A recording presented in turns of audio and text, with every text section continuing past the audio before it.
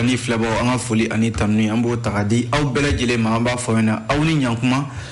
aw bisimila kuna fondi gafe wala kalli keneka limana gafe menumbe seben ambalma kuna fondi law fe ambe ye keneka ka bama yelema bama kana bela jele bi se ka famia so ala chogumina wala ambe aw fo dante foli mina mali kono ani mali koka mi Joliba TV News ale flele do dien fantan nani bela jele radio Joliba alamene do ka bama ko yanno ani segu ka fe no wala ambi befo ka be wale nyumando ka jira ka fo kuna fundi gafe wala amina ndado lula 600 me ambi bakuruba dama do fo awi folo ka soro ka ndado atola ka wala adobe talike nouvelle horizon ale nyedan folo yerela ko min bi talike farafinat kele atomba ni oye union africaine limana ale ka mama falimba mi na be tamana malikono Musa Faki Mahamat ko ale nana wala sa ka se ka kuma nga jamana nyamago ye wajala ka fo abina fo dona tawla nyogonye do kon nga boloda mali furanjela fanga ani CEDEAO che wala sa minye nyangini mimbe CEDEAO ni mali cheni wakati na ka awuli ka boy no wala Musa Faki Mahamat kwani premier ministre Shogel ko kala maiga oluye nyogonye kunu amina ndado la mimbora okonna la umana boy mimbi talike lesor alek mana limana lesor ya jira ka fo sigaso ko minye wali jugu tigala mawye no ye bamanchi wali tigala mawye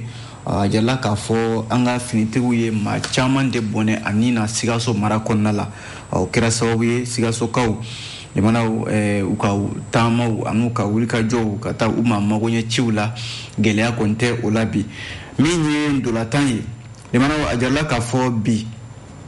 Mali aleni Guinée équatoriale minye sekan samba flani mwani kile hukumu konna la malika wali nanina ko malibina o boloda bi ani Guinée équatoriale aleni nyonche le soria dado ala mina nyefo aw yesisa o mana boy no le pelinkan kumana pelinkan ya jira ka fo ni watina limana o minye fangandara ki mingera Burkina Faso jamana ka ko abina fo erede lakana erede kunsira kunama do la Burkina jamana ka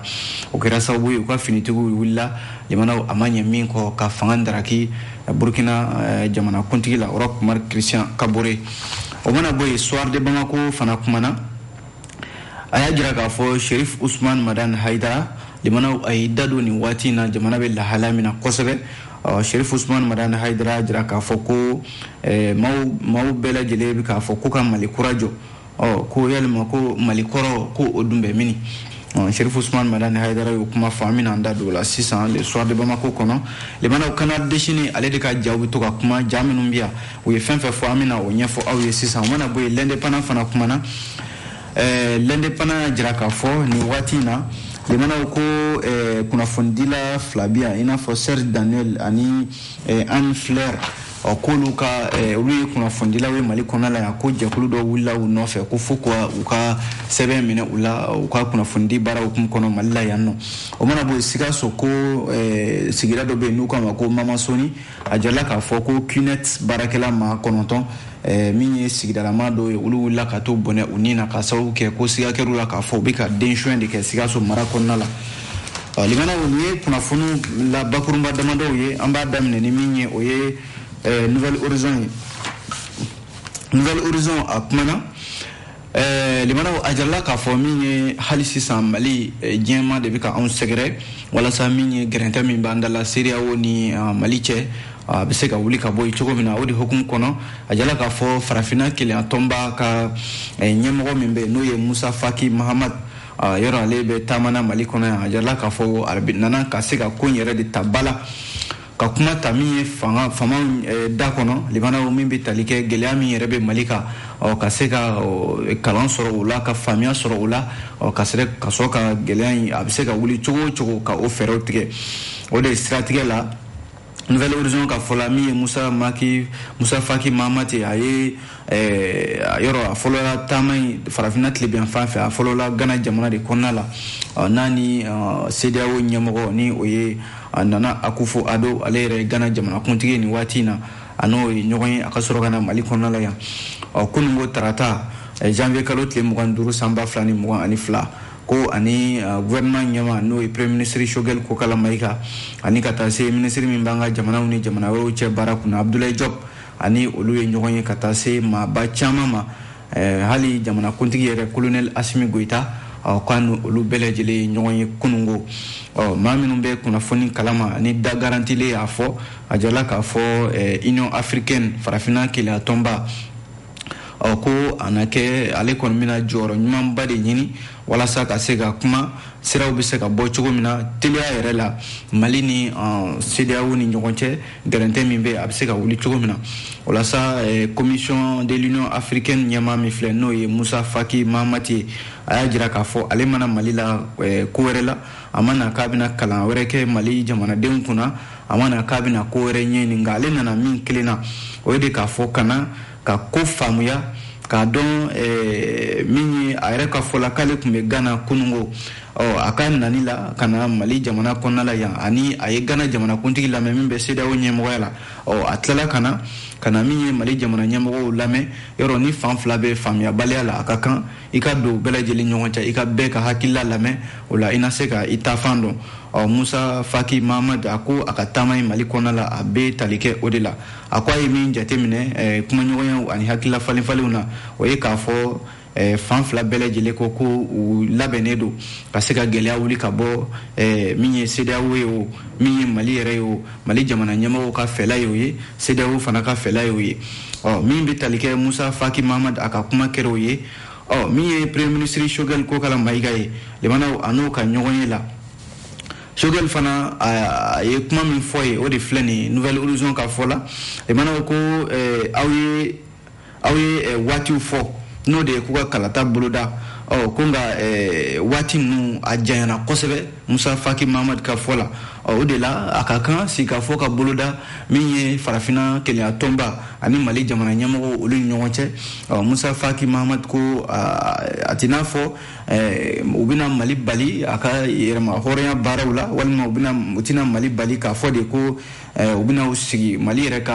nafa bɛ fɛn fɛn la k'u bɛna Mali bali o la ayi k'o tɛ ko nka ko a ka kan Mali ye farafin jamana de ye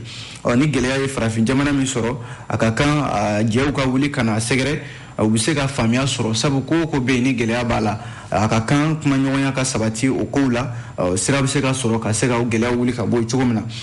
min ye farafina kelenya tɔnba ɲɛmɔgɔw ye olu ka se ka na Mali kɔnɔna la ka kuma Mali ɲɛmɔgɔw fɛ ka kuma CEDEAO ɲɛmɔgɔw fɛ Union africaine commission ɲɛmaa min filɛ nin n'o ye Musa Faki Mahamat ye a ko nin dɔrɔn de ye bɛ se ka kɛ fura ye walasa gɛlɛya ninnu bɛ se ka wuli cogo min na limanaw kumaw la kumaba ye o de ye nin ye nka a jarala k'a fɔ min ye Premier ministre Choguel Kokala Mayiga limanaw a da donna kumaw la dɛ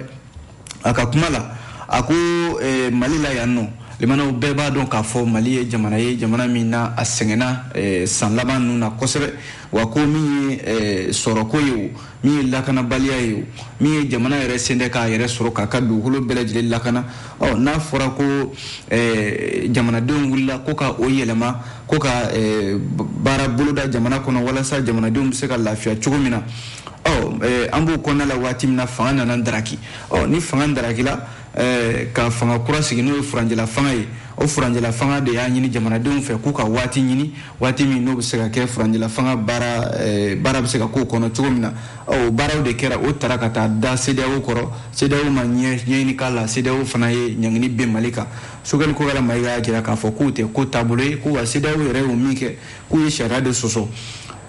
ko ni CEDEAO tun bɛ fɛ ka gɛlɛya bɔ Mali kɔnɔ k'a kun tɛ kɛ nin cogoya in na k'a sɔrɔ dun yɛrɛ u ye nin ɲangini min ta ka Mali sɛgɛrɛ a ka kan u ye sariya de sɔsɔ a ka kan limanaw Mali fana k'a ka yira k'a fɔ jamana don jamana min ni a ka yɛrɛma hɔrɔnya b'a bolo wa a tɛna i gulo maa wɛrɛ la k'a fɔ k'a b'a ka jamana gɛlɛyaw ɲɛnabɔ limanaw a ka kan bɛɛ ka ɲɔgɔn dɛmɛ ko nka ni kɛlɛɲɔgɔn y'a yirila k'a fɔ ayiwa aw gɛlɛya b'aw kan nka n bɛ dɔwɛrɛ tindi ka fara a kan Mali fana jɔyɔrɔ kɛra o ye walasa a jarala k'a fɔ kuma min fɔra Mali jamana ɲɛmɔgɔw fɛ Choguel Kokala Mayiga ale ka kumaw la limanaw o de k'a fɔ Mali ma ka datugu maa si ɲɛ Mali ka dayɛlɛlen don bɛɛ lajɛlen ɲɛ ni fɛn fɛn k'o ye k'i bɛna Mali dɛmɛ limanaw Mali ka dayɛlɛlen don bɛɛ lajɛlen ye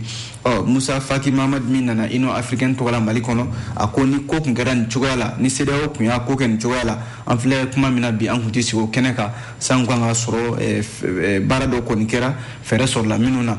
nga limanaw bere kon lamena ko tora min bolo sisan o ye farafina nga fo farafina kile atomba ale ka se ka fɛɛrɛw ɲini joona walasa Mali ni CEDEAO cɛ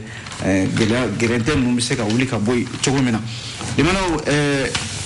Canard déchaîné ale bɛ Nouvelle Horizon ka kuma dafa yɔrɔ an bɔra ka Union africaine ka wuli ka jɔw fɔ Mali kɔnɔna la yan ko a bɛna fɔ Mali ni CEDEAO ka ɲangini ninnu ko a bɛna fɔ an bɛ ka kunda limanaw ko in a bayɔrɔ kan sabu ja min bɛ yan ja in b'o de kofɔ maa duuru sigilen bɛ yan limanaw a bɛɛ lajɛlen ye faamaw ye a bɛɛ lajɛlen ye jamana ɲɛmɔgɔ ye maa fɔlɔ o ye Macky Sall ye limanaw Macky Sall ale jɔlen bɛ a bolo fila dalen ɲɔgɔn kan Canard déchaîné kɔnɔna la a y'i kanto a ko aya ne baarakɛɲɔgɔnw an t'a lajɛ sa an ye ɲangi min bɛ Mali kan ɲangi Mali dɔrɔn tɛ ka kɔlɔlɔ sɔrɔ dɛ ɲangi kɔni bɛ ka gɛlɛya se an bɛɛ lajɛlen de ma wa a bɛ ka dadigi kɛ ne yɛrɛ ka jamana na o ye Macky Sall ka kuma ye limanaw maa filanan min n'o sigilen bɛ o kumana o ye Alassane Ouattara ye ale kumana a ko Macky e yɛrɛ de ma ɲangini a tara waati min na e yɛrɛ ma sɔn a ma wa ne ka nin kuma fɔ k'a fɔ ɲangini min bina Mali kan ko a kɔlɔlɔ bɛ ka se e ma e yɛrɛ ma a ɲangini ta wa Alassane Ouattara ye o kuma o ɲininkali kɛ min ye maa min sigi b'a kɛrɛfɛ ni o limanaw o sigi bɛ limanaw a kɔnɔfuru ka bon a ka suru a kunkolo ka bon limanaw o tɛ maa wɛrɛ Gana jamana kuntigi Nana Akufo-Addo ale y'i kanto a ko k'a fɔ kana segi kɔfɛ wa nin ko in na wa ɲangini min bina Mali kan ko fɛn bɛɛ ka ɲi an da f'an ka segi kɔfɛ o ye Nana Akufo-Addo ka kuma ye maa naaninan min n'ale sigilen bɛ o ye Nigeria jamana kuntigi ye limanaw ale ko tiɲɛ yɛrɛ la an ka jamana ninnu bɛɛ lajɛlen an ye ɲangi min ta Mali kama ko a kɔlɔlɔ bɛ ka se bɛɛ lajɛlen de ma ko an t'a lajɛ sa an ye ɲangi min bɛ Mali kan an ka sigi ka fɔ an k'o ɲini Mali jamana ni an ni ɲɔgɔn cɛ walasa a bɛ se ka wuli wa limanaw kuma ninnu u bɛ ɲɔgɔn dafa dɛ Nouvelle Horizon ani le Canard déchaîné n'an bɔra yen an bɛ don min ye l'essor kɔnɔna la limanaw l'essor kumana a ko Sikaso mara kɔnɔna la jarala k'a fɔ min ye walejugu tigilamaw ye bi an ka armée kɛmɛ ka se sɔrɔ olu ka bi kosɛbɛ walasa min ye 8e région militaire o kɔni kalenkan de do bi ko bɛn ani lakana o bɛ se ka na Sikaso mara kɔnɔna la cogo min na a jarala k'a fɔ wale caman de bɛ min bolodara o siratigɛ la Sikaso mara kɔnɔ walasa commandant de la 8e région militaire colonel Djibril Kone ale n'a ka cɛdenw limanaw yɔrɔ ni Sikaso la ale de ye 3e région militaire ye bi colonel Djibril Kone ale de b'o ɲɛmɔgɔya la u ka jɛkulu min bɛ yen ni o y'u ka finitigiw ka jɛkulu ye n'u k'a ma opération kɛlɛtigi sutura ale de ka wulikajɔ bonya bɛ bi Sikaso mara kɔnɔ limanaw walejugu tigilamaw bamancimaw de ko don olu bɛ fan o fan limanaw ka tɛgɛ kɛ u la walima ka u bɔnɛ u ni na walasa dugumisɛnnin minnu bɛ yen i n'a fɔ Cɛrɛ Bura Mahun ani Bilenjo ni yɔrɔ kofɔlen ninnu a jala k'a fɔ an ka finitigiw limanaw n'u ma min ka moto minɛ i b'a sɔrɔ u ye tɛgɛ kɛ o walejugu tigilamaw la walima u y'u ka mobili minɛ u la a jala k'a fɔ l'essor ka fɔla ni wale minnu bɛ senna an ka finitigiw fɛ ko a kɛra sababu ye min ye bamancimaw ye terroriste maa 18 k'u sera ka olu fana minɛ u ka marifaw limanaw k'u fana minɛ u la walasa limanaw halisa o kunnafoni kelen kɔnɔ l'essor ka fɔla a jala k'a fɔ wulikajɔ minnu bɛ ka kɛ n'o ye patrouille n'a ɲɔgɔnnaw ye Sikaso yɛrɛ dugu kɔnɔna la k'a kɛra sababu ye hali siraba sanfɛla ninnu waati min na mobilibaw ani donta mobiliw ni maata mobili minnu bɛ yen ni i b'a sɔrɔ maa dɔw bɛ yen u bɛ taa o mobili ninnu sira da u ɲɛ ka maaw bolofɛnw minɛ u la limanaw Sikaso siraba ninnu kan ko a jala k'a fɔ caman de bɔra u la walasa commandant de zone min filɛ nin a ye foli kɛrɛnkɛrɛnnen fana kɛ ka ɲɛsin GMS ma GMS min n'o bɛ Sikaso dugu kɔnɔna la GMS tɛ dɔwɛrɛ ye limanaw polisiw ka bolofara min bɛ yen ni ale de ka wulikajɔ ka bon duguba kɔnɔnaw lakarali la n'o ye groupement mobile sécuritaire ye ale ka baara ko o taara Sikaso wa o kɛn bɛ sababu yɛrɛ ye Sikasokaw bɛ lafiya yɛrɛ la bi limanaw nin bɛɛ lajɛlen bɛ mun kofɔ o ye k'a fɔ armée a bɛ fɔ min ma ko armée ka dagabana baara ka dɔ fara a kan limanaw a bɛ ka ye bi kosɛbɛ sabu a jala k'a fɔ armée monte en puissance o ye kuma ye nazaraka don nka limanaw a bɛna fɔ armée a bɛ ka dagabana baara min kɛ bi an ka jamana kɔnɔ wa a nɔw bɛ ka ye kɔsa in na kuma minnu kun fɔra k'a fɔ lɔkɔlisen caman de datugulen don n'a kɛra sababu yɛrɛ dɛfu minnu kɛra ɲɔgɔndan ninnu ko an ka lɔkɔliden dɔw bɛ yen olu ma se ka kalan yɛrɛ kɛ ka sababu kɛ walejugu tigilamaw ka jagoyakow ye ko bi commandant de la 8e région militaire ko a ye layidu di sigidalamaw ma ko kalanden bɛɛ ka segin ka taa i ka kalanso la bɛɛ ka taa kalan kɛ wa ko u bɛ min ɲini sigidalamaw fɛ limanaw mana bɔ kunnafoni kalama u k'o di armée ma walasa u fana bɛ se ka sigidalamaw dɛmɛ cogo min na limanaw an ye nin bɔ l'essor kɔnɔ yan'an ka segin ale l'essor kelen ma o mana bɔ yen limanaw an bɛ don min ye le pélican ale kɔnɔ pélican a kumana pélican y'a jira k'a fɔ ko fangadaraki min kɛra burkina faso jamana kan ko a bɛna fɔ danaya yɛrɛ de kun tɛ finitigiw ni jamana ɲɛmɔgɔw cɛ bilen burkina faso ale jamana kɔnɔ o la sa a jalila k'a fɔ min ye fangadaraki min kɛra Europe Marc Christian Kabore k'ale bɔ fanga la ko limanaw ko kuratɛw a bɛ san kelen bɔ sisan min ye Europe Marc Christian Kabore ale ni ko ka finitigiw tiɲɛ yɛrɛ la ko u ka yetaw kun tɛ kelen ye ka sababu kɛ mun ye yɔrɔ burkina faso jamanadenw olu ye u ka jamanakuntigi kɔrɔ n'o ye Blaise Compaoré k'ale gɛn ka bɔ fanga la san 2015 n'a fɔra ko gɛnna ka bɔ fanga la kun kelen minnu kama ko u kun sɔmina k'a fɔ walejugu tigilamaw n'o ye jadisiw ye olu bɛ ka torotori ka gɛrɛ burkina faso jamana na ko Blaise Compaoré gɛnnen kɔ min ye Europe Marc Christian Kabore kalataw nana kɛ ale sigira burkina jamana kunna nka o suma ko o dugumajɛ Blaise Compaoré gɛnni san kelen tɛmɛnen kɔ san 2016 min tugura o la a jarila k'a fɔ walejugu de tugutugura ɲɔgɔn na n'o ye bamancɛ walew ye a kɛra sababu ye ka jamanaden bɛɛ lajɛlen tɔɔrɔ bɛɛ ko aya an kun mago bɛ yɛlɛma min na yɛlɛma in ma se ka na misali la limanaw walejugu min kɛra u ka dunanjigiso dɔ la n'u kama hôtel Splendide Café Cappuccino Wagadugu maa 30 o ni tora o la o mana bɔ yen san 2017 ko maa 21 olu fana tora walejugu tigilamaw ka walejugu dɔ la min kɛra Wagadugu yɛrɛ u ka faaba la o mana bɔ yen fana san 2018 a jalila k'a fɔ ko min ye bamanci wale ale kɔni kun bɛ ka tugutugu ɲɔgɔnna de sanga ani waati bɛɛ lajɛlen o kɔfɛ jamanadenw tilala ka danaya da Europe Marc Christian Kabore ka san 2020 k'a ta k'a kɛ jamana ɲɛmɔgɔ ye nka ko a yɛrɛ kun ye layidu ta jamanadenw ye k'a fɔ fɛn fɛn ye jamanadenw lakanani ye ka bɔ walejugu tigilamaw bolo ko a na o baara kɛ limanaw o layidu taara ko nka maaw nana bɔ min kalama o ye k'a fɔ lakanabaliya yɛrɛ sababu la burkina faso jamanadenw ma 1,000,000 ani kɔ olu wulila ka bɔ u sigiyɔrɔw la a kɛra gɛlɛya dɔ farala dɔ kan jamanadenw wulila ka bɔ u sigiyɔrɔw la ka taa yɔrɔ wɛrɛ ɲini u yɛrɛ la u bɛ se ka lakana cogo min na o kɔni kuma kow de farala ɲɔgɔn kan hali juin kalo tɛmɛnen na a jalila k'a fɔ burkina faso ale kɔrɔyanfanw fɛ dugu min bɛ n'u k'a ma ko Solan a bɛ se dugu 100 caman ma minnu bɛ ni walejugu tigilamaw ka bamancɛ walew sera olu fana ma o kɔfɛ kibaruya goma min n'o bɔra ka bin k'a fɔ gendarme ma 53 limanaw olu fara u ka dugu min bɛ n'u k'a ma ko Inata o kɔni kɛra sababu yɛrɛ ye burkina faso jamanaden caman de nisɔngoyara Europe Marc Christian Kabore ale ka fanga kɔnɔna la ko min tugura o fana na jala k'a fɔ sɔrɔdasi dɔw bɛ yen olu minɛna k'a fɔ ko siga kɛr'u la k'a fɔ u bɛna fanga dafiri yɔrɔ limanaw bamananw ko ten ko i tori walima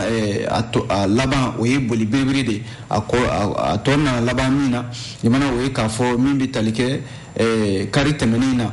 u ka finitigiw ka dagayɔrɔ minnu bɛ Wagadugu Kaya ani Weyijuguya ko finitigiw ye wuli ka jɔ kɛ ka marifaciw kɛ limanaw a taara laban min na o ye fanga yɛlɛma ye o ye fanga dafiri ye ka burkina faso jamanakuntigi n'o ye Europe Marc Christian Kabore ka fanga minɛ a la min ye jɛkulu min bɛ yen bi ni u k'a ma mouvement patriotique pour la sauvegarde et la restauration MPSR a ɲɛmɔgɔ o ye Paul Henri Sawago Damiba limanaw ale de ye ko ɲɛmaa ye bi min ni u ye fanga dafiri u kɔni layidu ta jamanadenw ye k'a fɔ k'u na fɛn bɛɛ lajɛlen kɛ fɛn fɛn ye limanaw basigi natili ye u ka jamana kɔnɔ o sababu la u y'u ka frontières datugu gouvernement min bɛ k'o ci assemblée min fana bɛ k'o ci a n'u ka sariya sunba n'o ye constitution ye k'ale dulon fɔlɔ kunnafoni filɛ limana an ye nin bɔ le pélican ale kɔnɔ n'an bɔra yen an bɛ don soir de Bamako ale kɔnɔna la soir de Bamako kumana limana soir de Bamako y'a jira k'a fɔ min ye Cherif Ousmane Madani Haidara Ansardine o ɲɛmɔgɔ don limana a kumana a ko min ye bɛɛ lajɛlen ko ka Mali kura jɔ ko yalima ko Mali kɔrɔ o bɛ mini n'an ko ka Mali kura jɔ Mali kɔrɔ min n'o kuma an bolo ko o Mali kɔrɔ o bɛ mini Cherif Ousmane Madani Haidara a kumana ja dɔ de kɔnɔ ja min bɛ n'a bɛ se janya bɛ se miniti 4 ɲɔgɔnna ma Ansardine ɲɛmaaba in limana a kumana jamana lahalaya kan kosɛbɛ an bɛ waati min na ko sisan kɛrɛnkɛrɛnnenya la maa minnu b'a la ko ka Mali kura jɔ limana ka kuma kun ɲɛsin don kosɛbɛ jamana marabaaw de ma o la sa Cherif Ousmane Madani Haidara Ansardine ɲɛmaaba limana a y'a jira k'a fɔ olu diinɛ ɲɛmɔgɔw k'olu ma lamɛn dɛ n'olu kun lamɛnna ko an filɛ nin gɛlɛya min na bi kan kun tɛ se o ma ko wa premier ministre yɛrɛ min bɛ bi limana ko ale premier ministre kelen ni maa bɛ se k'a fɔ limana ko a bɛna fɔ a ka maa lamɛnman b'o ten kosɛbɛ Cherif Ousmane Madani Haidara ka kuma la ko ale y'a ɲini premier ministre fɛ ko o premier ministre min bɛ k'a fɔ bi ko ka Mali kura jɔ limana ko ni Mali kura bɛ yen nɔ ni Mali kɔrɔ bɛ yen k'u kana o yira u la gouvernement ɲɛmaa min bɛ yɛrɛ bi ni Cherif Ousmane Madani Haidara ka kuma la ko k'a bɛ bamanankan mɛn ko wa na ale Cherif Ousmane Madani Haidara kan kumaw kun lamɛnna limana tiɲɛ yɛrɛ la ko an filɛ nin lahala min na bi kan kun tɛ bila o lahala kɔnɔna la wa a y'a jira k'a fɔ fana ko Mali furadama limana min bɛ senna n'o kuma bɛ taa ni ka segin kuma bɛɛ n'o de k'a fɔ jamanadenw ka jamana nafolo o bɛ ta maa damadɔ walima maa kelen fɛ limana fonctionnaires n'a ɲɔgɔnnaw olu bɛ Mali foroba nafolo ta k'a kɛ u sago ye a ko ale Cherif Ousmane Madani Haidara tiɲɛ yɛrɛ la ale dabali bannen don Mali faamaw ka taabolo la a ko i b'a sɔrɔ Mali fonctionnaire kelen ale de bɛ miliyari caman suɲɛ jamanadenw ka nafolo ka tila ka taa sunkaliw mana se ka taa o misiri kelen kɔnɔ ka taa o nafolo ta k'o di maaw ma k'a fɔ ko ale bɛ ka Ala ɲini ko ale yɛrɛ bolo yɛlɛko de don ko wa ko Cherif Ousmane Madani Haidara ka kuma la a ko jamana in maaba caman bɛ yen i b'a sɔrɔ u bɛ nafolo b'u bolo nka limana i b'a sɔrɔ a nafolo ninnu nafolo jɛlenw tɛ a bɛɛ lajɛlen jamana foroba nafolo de min bɛ ta limana k'a don daw fɛ da minnu bɛ yen ni u b'a fɔ k'u bɛ Ala ɲini n'a ye Cherif Ousmane Madani Haidara a ye ladilikan caman di jamana faamaw ma a ko n'a ma ɲɛ ko an bɛ jamana kura dilan n'a ma ɲɛ ko Mali kura bɛ dilan limana ko Mali kɔrɔ min tun bɛ yen dɛ ko an ka taa ni o Mali kɔrɔ in ye sabu Mali kɔrɔ ko kuma bɛ fɔ da la limana a baara tigɛ i bɛ taa sɔrɔ i bɛ taa bɔ waleya dɔw kan waleya minnu na a b'i yɛrɛ dabali ban kosɛbɛ ayiwa ne ka kuma tɛ limana an ye nin bɔ le soir de Bamako ale de kɔnɔna la n'an bɔra yen an bɛ don l'indépendant ale kɔnɔ l'indépendant kumana limana l'indépendant y'a jira k'a fɔ ko min ye Sikaso mara ye Sikaso dugu dɔ a na kɛ sigida dɔ ye n'u k'a ma ko Mamasoni k'a jarala k'a fɔ ko min bɛ tali kɛ maa 9 ɲɔgɔnna minnu bɛɛ lajɛlen bɛ cakɛda dɔ baara la u k'a ma ko Cunet Cuneti ko jama fɛrɛntan de taara bɛn olu kan k'u bɛɛ lajɛlen bɔnɛ u ni na ko waleya in kɛra kari tɛmɛnen janvier kalo tile 23 Mamasoni Sikaso ale mara kɔnɔna la nin kɔni ye jama min n'a kun diminen don kosɛbɛ sabu a bɛɛ lajɛlen sifinnakaw ye minnu taara firi Cuneti baarakɛlaw kan limanaw maa 9 ka sin ka u bɛɛ lajɛlen bɔnɛ u ni na l'indépendant ka fɔ la waleya min ye nin n'a kɛra limanaw ko a na kɛ maa minnu bɛ Cuneti baara in na ko sɔmikɛlaw la k'a fɔ ko denmisɛnnin suɲɛ min bɛ Sikaso ko ninnu de tun bɛ a ko joona lasa l'indépendant ka kuma la halisa limana a jarala k'a fɔ ko nin maa kofɔlen minnu filɛ nin ni sigakɛr'u la k'a fɔ olu de bɛ denmisɛnninw suɲɛ limana u tɛ dan denmisɛnninw suɲɛni ma u bɛ taa u faga k'u joli bɛɛ lajɛlen sama ka bɔ u la a jarala k'a fɔ Mamasoni ani Wayɛrɛmaden sifinnaka minnu bɛ a yɔrɔ kofɔlen ninnu na olu kɔni ye kibaruya de di ɲɔgɔn ma sa k'a fɔ ko Cuneti baarakɛlaw k'olu de bɛ nin ko in kɔrɔ u ka sɔrɔ ka ɲɔgɔn wele ka ɲɔgɔn fara ɲɔgɔn kan i mana Cuneti baarakɛla minnu bɛ Mamasoni ani Wayɛrɛmaden la ka taa feere u kan maa minnu bɛ yen n'olu sera ka u yɛrɛ bɔ olu bolila ka taa commissariat du premier arrondissement la polisiw ka dagayɔrɔ ka taa u yɛrɛ dogo yen nɔ nka u sera ka tɛgɛ kɛ maaw ma na limana u bɛ taa maa 9 k'u ye olu bɛɛ lajɛlen bɔnɛ u ni na a jala k'a fɔ premier arrondissement ma n'o ye polisilakaw ye olu fana y'a jira k'a fɔ ko una sɛgɛsɛgɛli boloda sabu a jala k'a fɔ CUNET baarakɛla ninnu a caman ye Côte d'Ivoire ka denw Burkina ka denw hali maliyɛnw yɛrɛ b'a la limanaw minnu bɛ yen ni u bɛ u dogo CUNET baara de kɔfɛ nka ka tila ka walejugu baaraw kɛ fasidi sɛbɛn ka fɔ la nka a jala k'a fɔ ko sariya kɔni bɛna a ka baara kɛ sabu maa 9 minnu fara sɛgɛsɛgɛli na dayɛlɛ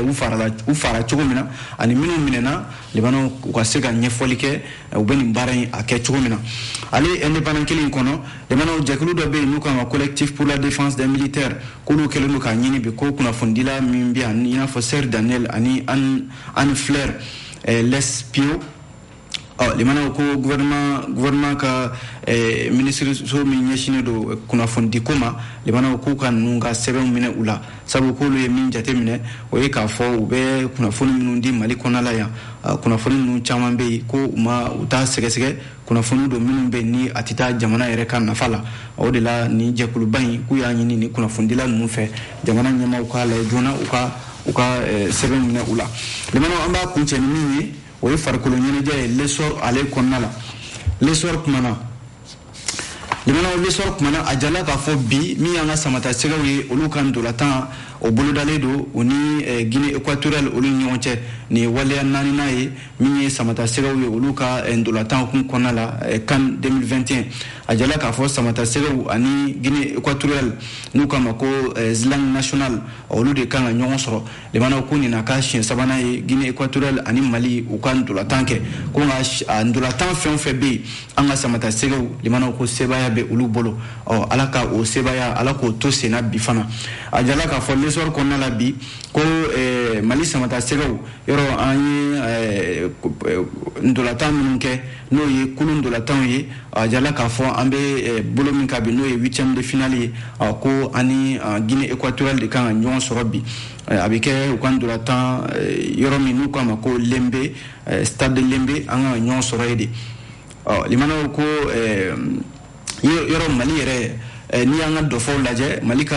ndolatan CAN kɛnɛ kan a jɔrɔla k'a fɔ san 50 kɔfɛ Mali kun y'a yɛrɛ sɔrɔ Cameroun jamana kan ni ndolatan kelen ninnu hukumu kɔnɔ nka a san o diyara an na sabu an taara ye fo walanba n'o ye finale o kɛnɛ kan Libanaw ni ye kow da ɲɔgɔn ma a bɛ na ni ko la nɔgɔ ye ko nka o jamana kelen Cameroun o CAN kelen min n'an b'o fana kɛnɛ kan a sera sa an ka samata sɛgɛw u fɔra minnu kɔ i n'a fɔ min ye Salifo Keita Domingo Fanta Madi Keita Cheikh Diallo ani alama hinɛna Mamadou Keita Kapi ani Bakɔrɔba Touré fo ka taa se a n'a ɲɔgɔnna caman Libanaw an ka samata sɛgɛw ka ɲɛma n'o ye capitaine ye Amadi Traoré a n'a ka cɛden tɔw u ka u senda ninnu senda nɔ na Libanaw a jala k'a fɔ an ni Guinée équatoriale kɔni ɲɔgɔn cɛ an mana an kan ka ɲɔgɔnsɔrɔ minnu kɛra a kɛra san 2019 ye o a kɛra san 2016 ye o Libanaw kan éliminatoire la an sera Guinée équatoriale la ko nka Libanaw fɛn dɔ fana ka fɔ o ye k'a fɔ ndolatan kɔni ma tɛ se k'a fɔ ko nin de ye tiɲɛ a la sabu i tɛ se k'a fɔ ko nin ndolatan kulu ye min bɛ yen ko i bɛ s'a la i b'a sɔrɔ a bɛ tila ka bɔ i ni sira wɛrɛ cɛ ko Guinée équatoriale k'u fana b'o sira de kan bi sabu misali ye mun ye o ye k'a fɔ Algérie min ni jɔnjɔn tun b'ale bolo a ye ndolatan min kɛ ndolatan 35 maa ma se u la nka Guinée équatoriale Libanaw olu de olu ci ka bɔ yen yɔrɔ maa tɛ se k'a fɔ bi k'i bɛ i sinsin ko kelen la an ka samata sɛgɛw Libanaw tare u bɛɛ lajɛlen sɛgɛsɛgɛra ko coronavirus bana ma ye u si la o b'a jira k'a fɔ an ka samata sɛgɛ maa 28 u bɛɛ lajɛlen bɛ se ka u jɔyɔrɔ fa ni ndolatan ye a hukumu kɔnɔna la bi an bɛ dugawu kɛ Libanaw jɔyɔrɔ min na ala k'o di an ka samata sɛgɛw ma ayiwa an bɛ foli da aw fana ma aw minnu bɛ k'an filɛ Libanaw nin bɛ dan sigi kɛ kunnafoni gafew la an bɛ an dɛmɛbaaw fɔ n'o ye kanam ani AMO maaw ye o tuma an b'a fɔ a k'an bɛn diɲɛ waati wɛrɛ